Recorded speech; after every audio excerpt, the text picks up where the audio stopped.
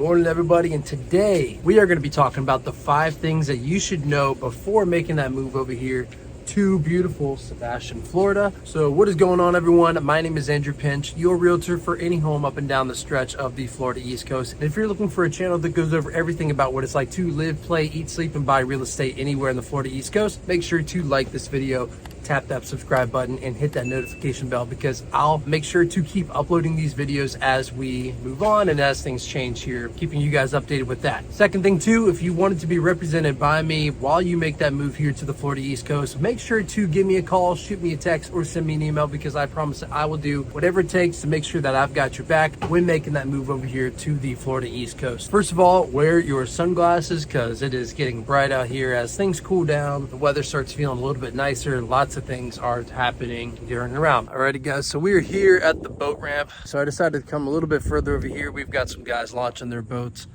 down there. And so first thing that I wanted to kind of talk about and get off my chest, as far as what I've heard from other clients, experiences that I've had with other clients and things like that, is the fact that Sebastian just may be a little bit too much of a culture shock for you. So if you have ever visited the Keys before, that is the best kind of comparison that I like to do for Sebastian, Florida, is if you visited the Keys and then you've seen that there's just not a lot of commercial there, driving to and from and getting to a big box store, no Walmarts, no Publix's, no, Chipotle, Chick-fil-A, those sort of things. They're just not easily accessible from just about any key down to the Keys. And that's kind of the way Sebastian is. So I was just looking it up. I needed something for a microphone, so if my voice isn't coming along too clearly here on this video, it's because I needed to buy a piece for my phone to connect an external microphone with a little bit of a wind blocker. But I couldn't do it because I had to go all the way back to Vero Beach in order to do that, which is like a 20-minute drive, and I wanted to knock out this video before it got too hot. So that's one thing, is that it's kind of like a culture shock whenever you first move here to Sebastian, Florida. If you're used to that big city lifestyle where there's a lot of conveniences like Walmart,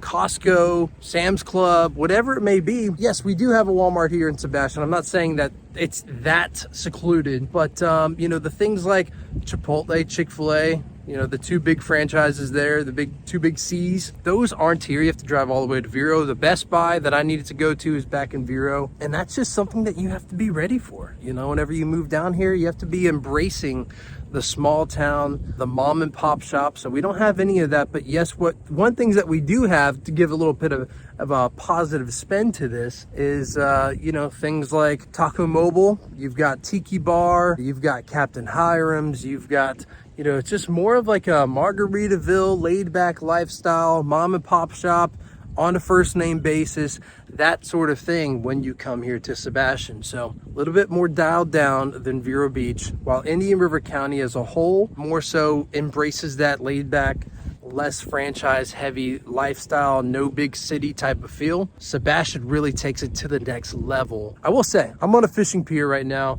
on a beautiful morning, and I pretty much own it.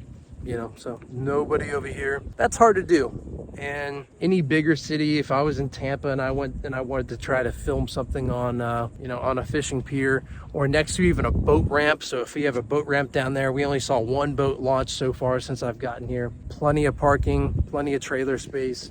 So there are some pros that come with it too. No fees, no lines, no waiting, no having to drive a mile away for parking, that sort of thing. It all comes with moving here. So those are the pluses, and the minuses are the conveniences that are taken away. Now moving on to number 2, you always hear me talk about how Sebastian has an inlet and so does Fort Pierce. Little warning on the inlet. So for those of you who have ever seen the YouTube channel Wavy Boats, which I think is the Haulover Inlet, where these boats, depending on what size they are, you can see them as big as 30, 40 feet, really struggling to get through this inlet, waves crashing over the boat, and people falling off and all this kind of crazy stuff happening. Sebastian Inlet's pretty narrow too. So I don't think we have a YouTube channel dedicated to it, which in my free time, it sounds like I might have a new channel idea there. The inlet is pretty narrow, which means it gets kind of choppy whenever it's windy, whenever the seas are roughed up from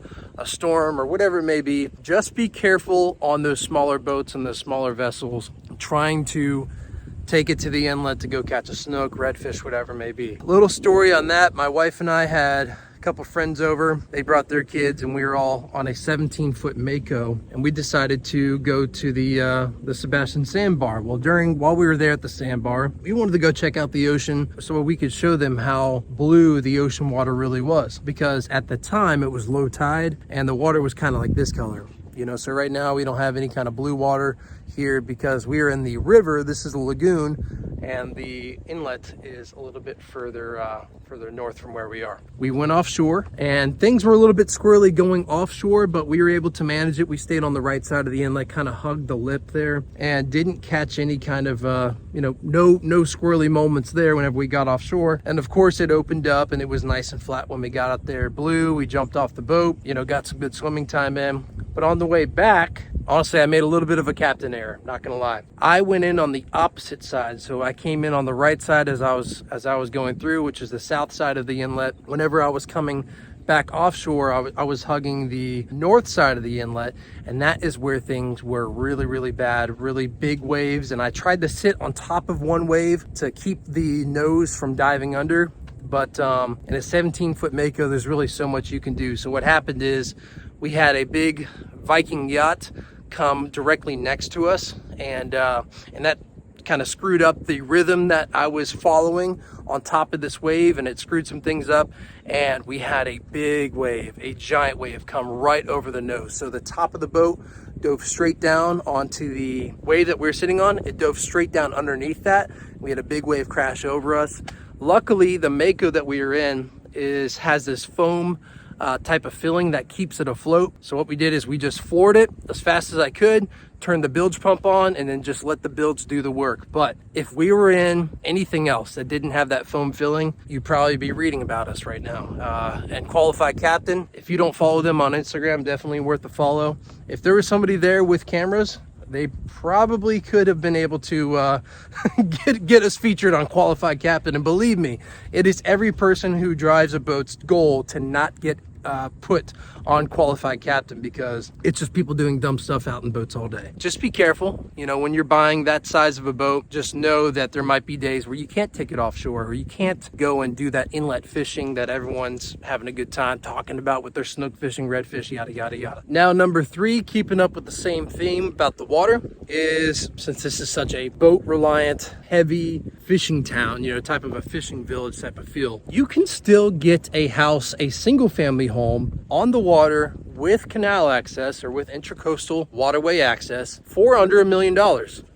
It's not very easy to do that in Vero Beach, but up here in Sebastian especially, there's one listing example, which Troy Westover, which is a few buddies of mine's dad, the Westover team, they've got a listing there in Riverboat Club for under $1 million with waterfront access. Those are usually $1.5–2 million in Vero Beach to start off with, and then after your renovations are done, you're probably spending at least another $100,000 to $200,000 on that just to get the property back up to where it needs to be. That is one thing there too, that you can do that. So, and there's also a lot of they rarely come up. So I've actually had a listing appointment with somebody where they had a home off of US 1. So US 1, on the east side of US 1, there are some neighborhoods that are not associated with any kind of HOAs, no HOA restrictions, with deep water canal access behind there, right there on their docks as well, behind the pool, whatever it may be. And those can go roughly about $1 million or so, but they rarely come up. And it's just a really, really nice way to be able to get the house that you want for a reasonable budget, because I'll tell you right now, it's normally about 1.5 to 2 million plus in any river county to have those kind of homes. So in Sebastian, dial it down a little bit. I think it's the conveniences and the fact that you're not in Vero Beach that makes those prices dip down just a little bit. Number 4, this is a big one. It's going to be jobs and job availability. Other than medical, real estate sales, hospitality, I'm trying to think of anything else, construction. So if you're not in any of those 4 categories, there's not really a lot of opportunities for you. I mean, sure, you can open up your own shop, have your own restaurant or something up and down Indian River Drive, you have the opportunities to do that. Yoga studios, I've heard it all from a lot of clients that call me wanting to know if they can do this, if this would be a good idea. Absolutely. I mean, Sebastian and Vero could use just about any business idea that you have, probably will work here, because we just don't have a lot of things to choose from. It's just, like I said, mom and pop stores that do well, that are there. My aunt actually just opened up a fudge shop here in Sebastian, right off of Indian River Drive, next to the across from the Tiki Bar. So I'm sure that's working out very well for her. She just started that. But anything like that is kind of needed here. So it's mostly retiree haven, but anything that you can think that would cater to that demographic and the growing population that we're seeing here in Sebastian, Florida, go for it. I'm sure we've got plenty of commercial spots that would work out for you. I used to own a restaurant up in Orlando, so if you need any pointers with getting leases signed, or any kind of business tips at all, let me know.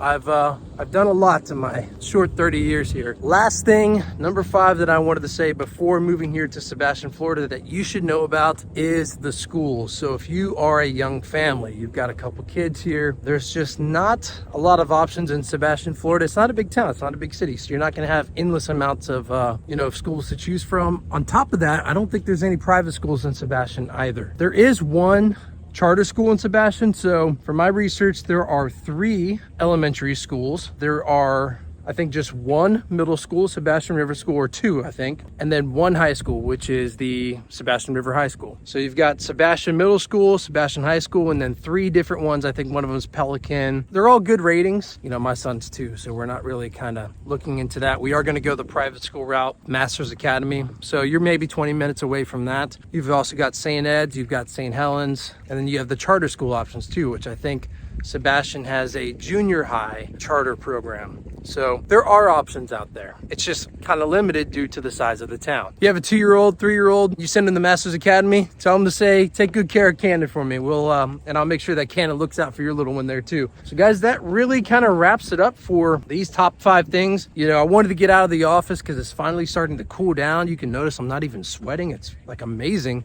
becoming just the start of September here and what that can do to the weather. Again, guys, thank you so much. If you wanted to give me a call, shoot me a text, send me an email, I promise that I'll do whatever it takes to have your back when making that move down here. Any questions or concerns you have, questions about videos, things you've heard, I'm an open book, guys. I'm an open book with whatever questions you may have. I want to be here to help. I want to be a resource to you. So guys, you enjoy the rest of your weekend, your day, and I'll catch you next week on the next video. Thanks. Bye.